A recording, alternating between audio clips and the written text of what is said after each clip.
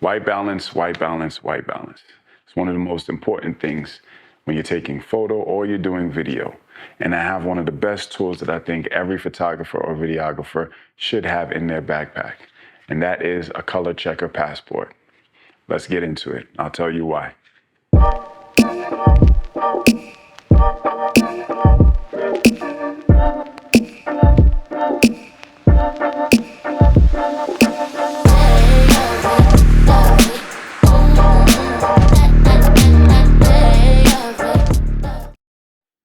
A color checker passport is essential to any photographer or videographer because it allows you to get accurate colors when you're out in the field or in the studio.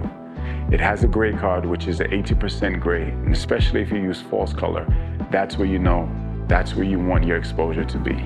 So what we're gonna do is we're gonna use this in Davinci Resolve, and I can show you exactly how simple it can be to get accurate colors every time.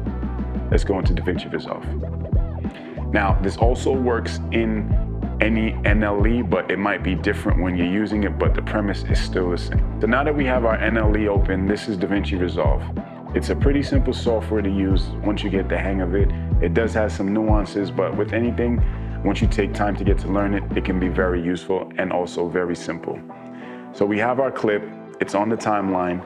We're gonna go down to the color tab. Now, the normal procedure would be to go to the color match section and just line it up and call it a day. But I prefer to use the color space transform tab first.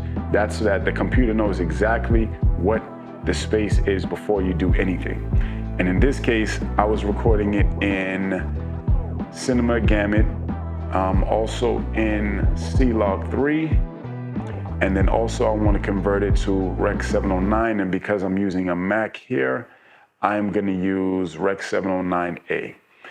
Now, off the back, this is a straight base grade, if you want to say, and it brings your color to Rec 709. But to ensure that your colors are accurate, this is where we go into creating another node.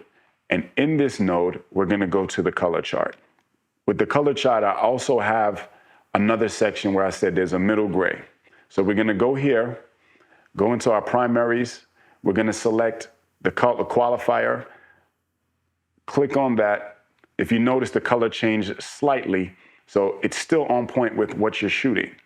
We're gonna create another node, and then we're gonna go back to the color match chart, right? And in doing so, we're gonna actually match up all the colors that are there. So we have our color chart is open. We can scroll in a little bit just to make it easier. Don't mind my pretty face, of course, but we'll get into that. Make sure that all these dots are lined up. There are some guided lines that are on the actual color checker. So it makes it a lot easier for you to do it if you just zoom in. As long as you're on the inside of those lines, it matches perfectly. So now that all the colors are matched up, we're gonna go down to the configuration tab. And in the configuration tab, this was shot Canon C-Log 3. Target gamma, of course, you wanna make sure that it is Canon C-Log 3. We're gonna go back down to Rec 709. And because I know that the color temperature was 6100, I'm just gonna put it to 6100 here. And so right there it matches. If you're looking at the screening, you can see it's only off by a couple percentage, which is actually very good. Your whites 1%, your blacks 5%. All the other colors, I think the most is maybe 10 or 11%, which is very good, which means that it matches up very well. But one thing also I forgot to mention, you want to make sure that you have your X-Rite color checker. I have the Legacy. You can use which one that you have. I mean, there are a couple of variations to it. They have the Classic. They also have the Video and the Video Passport. I do believe it should give you the same color, but just for checking purposes, we'll see what the Passport Video does. See, now the Passport Video, as you can see, the colors don't line up the same. If I use that, and we'll use the Video, that's a different layout, so the colors aren't matching up there. If I use the Classic, the colors are off by a lot. So I have the legacy, and the legacy is this one. So now that that's there, we can actually go into our grade. We see that our colors are exactly the way they should be. We create another tab. We get out of that, scroll back out. Me personally, let's get back to our waveforms. Waveforms are very good, but let's go to the parade actually. I wanna see something. So now we have our colors, which show that the blacks are about at 128 and the highlights are about around 800. So that's very good. I personally want it to be a little bit brighter, so I'm gonna go into the primaries.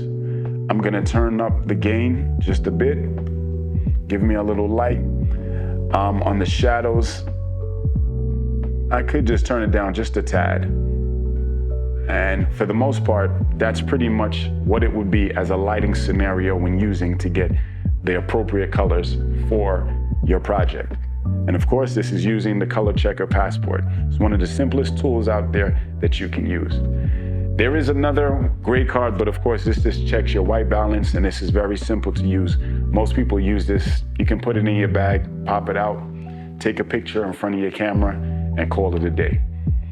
So with that being said, that's one of the simplest ways that you can actually ensure color accuracy when using a color checker in your NLE.